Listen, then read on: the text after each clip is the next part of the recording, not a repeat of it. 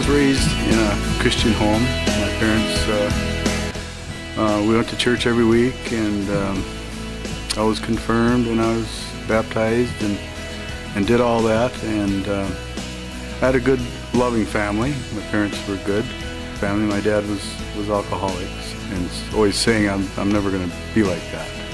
As I grew up, and then finally I met a gal and I got married, and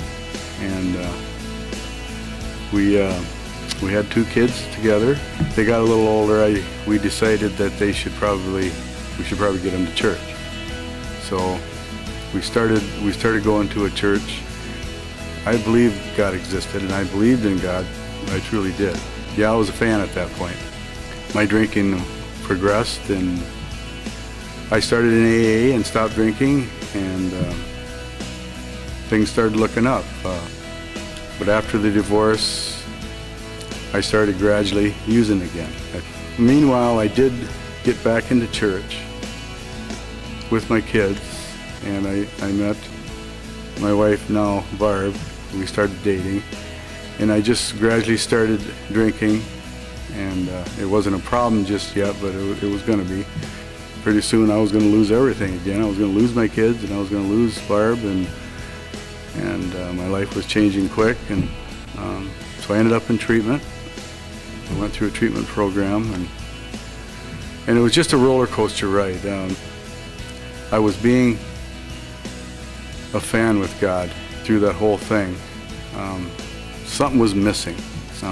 One of Barb's friends suggested Crosswinds Church, so we checked it out, and then the first time there we just fell in love with it, and that was 11 years ago. That's when my life has gradually changed from being a fan to a believer. A lot of different small groups, and that's the first thing we did when we got into Crosswinds, was get into a small group, when they offered when we got into it. And that just made a huge difference in so many ways. We got to meet some people from Crosswinds, and when we came to church, we knew some people, and Barb and I were baptized together in 2006. It was drawing a line in the sand. It was I'm in all the way now. I was on the fence for so long.